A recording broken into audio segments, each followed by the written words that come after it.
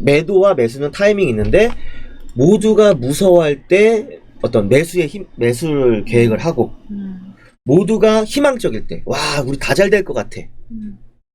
그러니까 투자에는 모두란 말은 없다. 모두 망하지도 않지만 모두 성공할 수도 없다. 특별한 소수만이 성공한다. 그리고 좀 타이밍 잘못 맞춘 소수만이 망한다. 네, 그렇게 보시면 될 겁니다.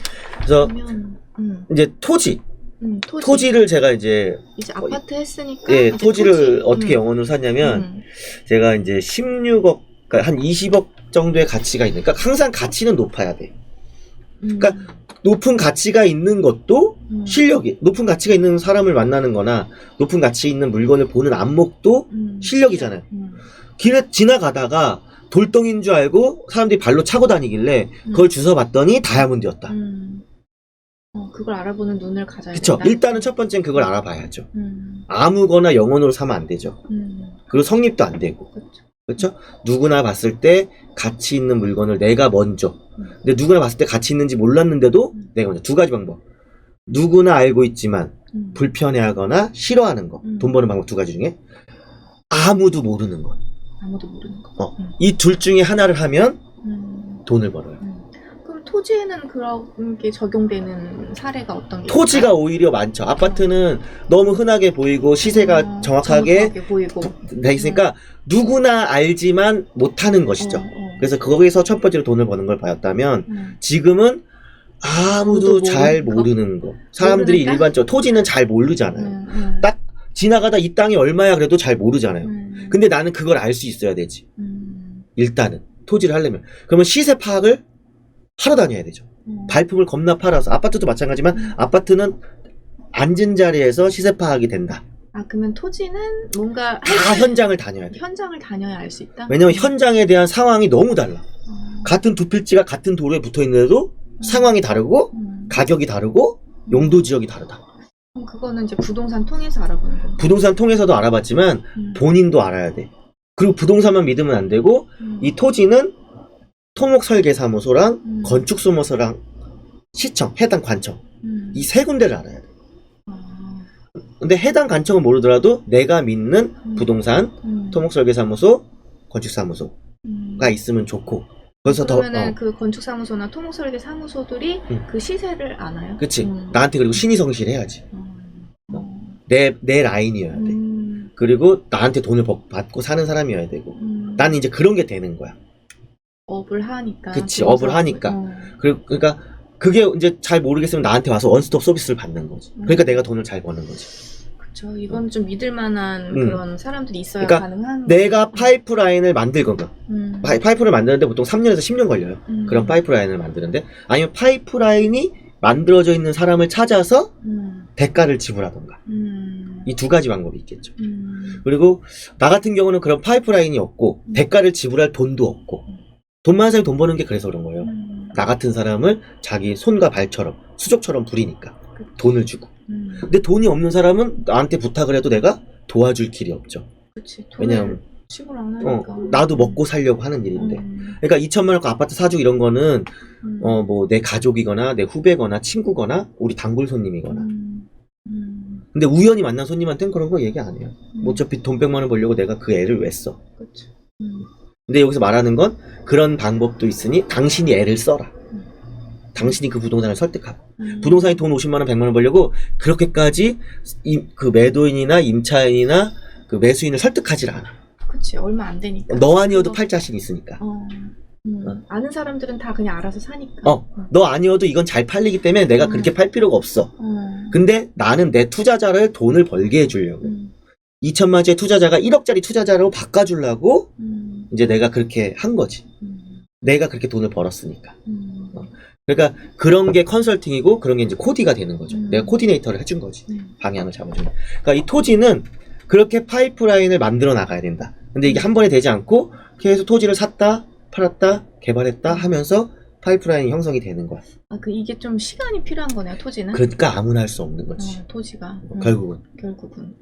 근데 어떻게 되냐면 일단 그 파이프라인이 있어야 가치 판단이 돼. 그래서 은행, 거기서 추가되자면 은행, 음. 법무사, 변호사까지도. 진짜 좋은 땅인데 싸게 나왔다라는 건 문제가 있어야 돼. 문제. 만약에 문제가 없으면 약간 사기야. 그러면 예를 들어서 어떤 문제를 말해? 개인적인 사정. 내가 정말 갑자기 아파서 자식한테 물려줘야 되는데 시간이 부족해. 내가 곧 죽을 것 같아. 1년 안에 죽을 것 같아. 그래서 빨리 재산 정리를 하고 싶어. 이런 개인적인 사정이나 아니면 내가 사업을 해야 되는데 빨리 팔아야 돼. 근데 내 땅이 그렇게 인기 있는 땅은 아니야. 어떤 특정한 사람들만. 아니면 내 땅이 너무 커. 만평이야. 아, 그러면 그 큰 돈이 없으니까 그치. 그거를 또 살 사람이 그치. 많이 없는 거야. 그리고 그 큰 돈 움직이는 사람들은 거저 먹으려고 하니까. 그치. 그러니까 그런 갈등에서 아 나는 이거를 제값을 받고 싶은데 제값을 못 받는 것 같아. 이런 문제. 아니면 두세 명이서 같이 샀는데 아니면 아버지가 돌아가셔서 두세 명의 형제가 상속을 받았는데 분쟁이 생긴 거야. 그래서 뭐 누구는 팔아야 되고 누구는 그치. 나는 안 팔고 싶은데 너는 팔고 싶고 그리고 큰형은 더 돈을 많이 받고 싶고 이렇게 뭔가 협의가 되지 않는 땅. 근데 보통 거의 개인적인 사정이에요. 그치. 개인적인 사정이거나 아니면 압류가 들어왔다던가 이렇게 이런 식으로 내가 문제점을 파악하는 거야. 그러니까 문제가 꼭 있어야 되는 건데 문제가 없다면 한 번쯤 의심해 봐야지. 그럼 내가 이거 속고 있는 건가? 의심을 해봐야 돼. 그래서 어떤 조건의 교환이 이루어져야 돼. 그리고 그런 조건의 교환에 따라서 가격이 바뀌어. 그래가지고 그렇게 그러면은 좋은 땅을 그런 식의 이제 어떠한 개인적인 사정이든 어떠한 문제가 있어서 조금 지금 시세보다 좀 저렴하게 나온다. 그렇지. 그럼 최근에도 내가 이제 내 그런 게 전문이야. 그러니까 이제 아파트는 우리 직원들이 난 그런 투자 안 해. 왜냐면 100만 원, 200만 원 벌려고 그렇게 리스크 안고 하고 싶지 않으니까. 안 하는데 뭐 내가 직접 투자도 안 해. 아파트는 이제 1000만, 2000만 벌려고 할 필요가 없으니까. 근데 이제 1억 정도 번 건 많이 번 거고 나는 한 2억까지는 오르겠다라 생각했는데 뭐 한 5천만 원, 3천만 원 벌겠지라고 했는데 2억 5천까지 올라서 많이 번 거고 운이 좋은 거지. 어떻게 보면. 근데 나는 이제 그런 투자는 안 하고 나는 어떤 거냐면 분쟁이 있는 땅이나 어떤 뭐 가치가 좀 높은 땅들을 찾아서 개발하는 걸 많이 해. 개발. 그래서 어떻게 하냐면 아 이런 땅을 찾았어. 아 이거 한 20억 가는데 나한테 뭐 15억에 해주겠대. 20억짜리를 15억에 이제 실제 사례지만 오픈되면 좀 그러기 때문에 약간 이제 예를 들어서 얘기해 줄게요. 실제 사례로 내가 임야를 한 20억이 넘는 6,000평 정도의 임야를 샀어요. 15억 정도에. 네, 굉장히 싸게 산 거지. 근데 그 사람한테는 몇 가지 문제가 있었어요. 어떤 문제요? 세금을 많이 내야 되는 문제. 첫 번째는 임야이기 때문에 절감이 안 돼. 세금 절감이. 그리고 두 번째는 땅이 너무 커. 그래서 한 번에 살 수 있는 사람이 땅값이 없다. 싸도 20억을 받아도 세금이 많이 나오니까 20억을 받는 느낌이 없고 20억에 팔아도 그걸 사서 뭘 할 사람이 없어. 땅이 크니까. 임야, 높은 임야라. 근데 나는 이제 그 당시에 전원주택 개발을 하려고 했었고 전원주택을 개발을 하려고 했었고 대로변에 있는 땅을 찾았어. 대로변. 그리고 그 당시에 나는 돈이 없었어. 돈이 거의 없었어. 거기 투자했던 돈이 이제 전체 사업이 100억이 넘어도 10억이 안 되니까. 지금은 사업을 다 마무리했고. 그래서 계약금만 가지고 한 2억 정도의 계약금만 가지고 그 땅을 계약을 했지. 좀 더 저렴하게 했고 대신 잔금 기간을 길게 가졌어. 왜냐면 세금 아껴주려면 잔금 기간이 길어야 돼. 그래서 지주 공동 개발 사업을 했어. 그러니까 지주와 나와 이제 지분을 가지고서 개발을 같이 하는 거야. 그 사람은 땅을 파는 거지만 난 집을 팔아야 되잖아. 같이 파는 거야. 그래서 돈을 그때 나눠 갖는 거지. 그러면 일단은 내 돈이 안 들어가죠. 왜? 그 집을 산 사람이 돈을 주면 그거를 3분의 1 정도는 땅값으로 가고 3분의 2 정도는 건축비로 가고 내가 벌어야 될 마진은 언제? 제일 마지막에. 복잡하네요. 그 사람이 줬어. 근데 이게 되게 웃긴 게 뭐냐면 집이 5, 6억짜리란 말이에요. 5, 6억짜리를 짓는데 매수자들은 2, 3억만 들고 들어와요. 아, 매수자는 2, 3억? 네, 나머지는 대출로 해야 대출. 되니까. 그쵸? 근데 토지주도 거기서 1억의 땅값은 받아야 돼. 그쵸? 근데 그거를 다 나중에 받는다면 어떻게 될까라고 생각을 해본 거예요. 나중에 받으면? 네. 근데 다 세금을, 예를 들어서 세금을 1,000만 원 아껴준다면 나중에 받아도 되잖아요. 1억에 대해서 세금을 1,000만 원 아껴줄게. 그러면 1년만 기다리면 1억 1,000이 돼서 오는 거잖아. 그쵸? 원래 1억을 받으면 세금이 1,000만 원이라면 9,000만 원만 내 돈인데 1년을 기다리면 1억이 되잖아요. 그러면 자금적으로 여유 있는 사람은 어떻게 생각하겠어요? 기다리지. 그쵸? 그러면 계약금만 받고 기다리세요. 그 1억의 땅값을 받아야 되는데 1,000만 원 받고 기다리는 거야. 1,000만 원만 받고. 어차피 땅이 자기 이름으로 돼 있으니까. 이제 그 받을 때까지는 그 명의 이전이 안 되는 거고 그냥 좀 이렇게 기다리고 그걸 그 안에서 개발하는 거구나. 그렇지. 그리고 건물을 짓는 사람은 나는 지금 5억이 없는데 대출 받아야 되는데 집이 완성돼야 대출 나오잖아. 그러면 저 얼마만 내면 될까? 2억만 내라. 그러면 시공사에다가 1,000만 원을 뺀 1억 9천을 시공사에다 주는 거야. 시공사에서는 이 집 짓는데 3억 든다. 근데 2억만 받으면 내가 져줄 수는 있다. 근데 건물을 짓고 나면 두세 달 안에 준공이 나고 대출이 나와서 잔금이 치러지잖아요. 그러면 마무리가 되는 거예요. 그럼 내 돈 들어간 거 있나요? 제 돈은 들어간 게 없죠. 제 돈은 들어간 게 없지만 저는 사업을 했잖아요. 그럼 사업을 하면서 수수료 같은 거를 받지. 그리고 내 이름으로 땅이 생기고. 그러니까 그런 사업적으로 풀어나가는 방법이 있고. 그 일석이조네요. 수수료 뭐 거기에서 뭐 분양 그쵸. 뭐 이런 거 해서 수수료도 받고 그 다음에 내 명의 나중에는 이제 그게 팔려서 내 명의가 되는. 근데 나는 내 노력으로 한 거죠. 내가 다 만나서 그치. 다 설득을 하고 새로 오는 매수자한테 내가 설득할까?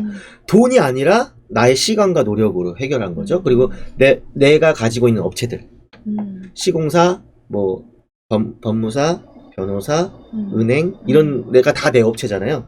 그럼 그 고객이 다 내 업체들을 통해서 일을 보기 때문에 이게 원스톱 서비스가 되니까 신뢰라는 게 그쵸. 형성이 되고 신뢰가 없으면 할 수가 없는. 그쵸. 그리고 그 업체들이 다 자기 규모를 가지고 있고 직원을 가지고 있고 몇 년씩 10년에서 5년씩이라는 사업체 운영 기간이 있잖아요. 인지도가 있고. 그러니까 나 혼자만의 신뢰도가 아니라 우리 파이프라인의 신뢰도가 겹쳐지다 보니까 매도인, 매수인, 뭐 임차인, 은행 등이 다 그 믿음으로 이제 그 신용으로 일을 하게 되는 거죠. 신용 대출만 있는 게 아니라 신용으로 할 수 있는 사업도 있다. 그렇죠. 그냥 나한테 돈을 빌려주는 것처럼 내 신용을 믿고 돈을 빌려주잖아요. 그런 것처럼 나한테 땅도 빌려주고 돈도 빌려주고 사람도 빌려준다. 나는 이제 그거를 생각해낸 거죠. 그러면 근데 그 땅에 분양이 좀 잘 안 되면 어떡해요? 이제 안 되면 같이 고통받는 거죠. 그러니까 가치를 잘 봐야죠. 그 위치가 잘 분양이 될 것인가. 그래서 내가 이제 고생도 많이 했죠. 그것도 리스크는 있네. 그게 이제 배우는 거지. 근데 돈이 있어도 그 리스크는 똑같죠.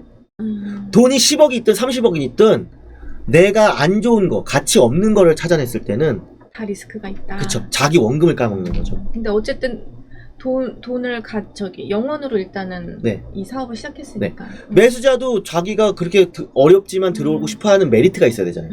그럼 싸게 들어오거나 좋은 자리를 자기가 선점한다는 메리트가 있어야 되는 거죠. 그러니까 무조건 가치가 좋은 거여야 돼요. 여러분들이 급매물을 생각할 때 그냥 가격적인 면에서 생각하거든요. 그러면 안 돼요.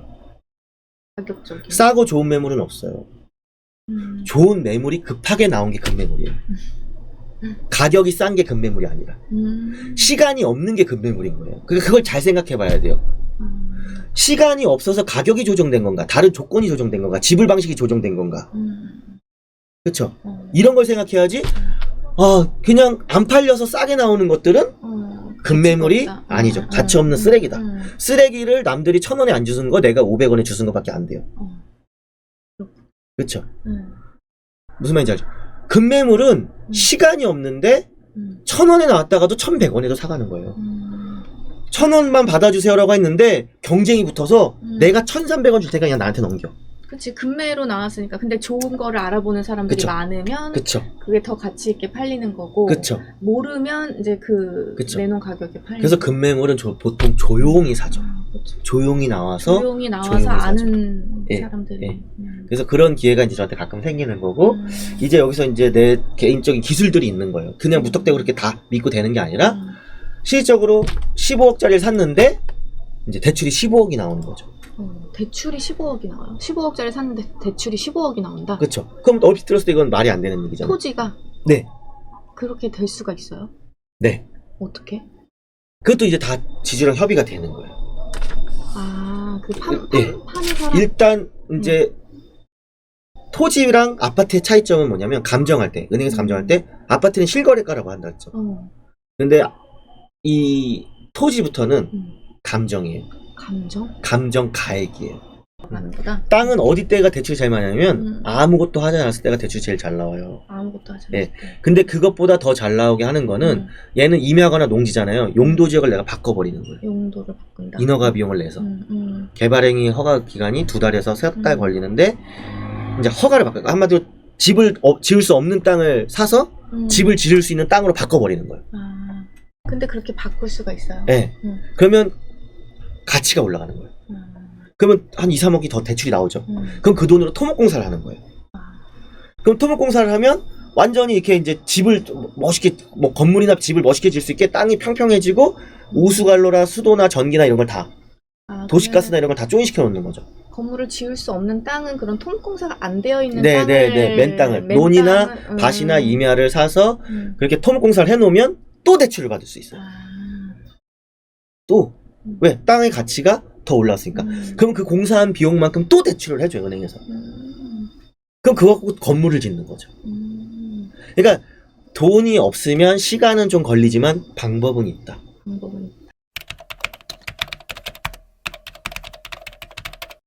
이방사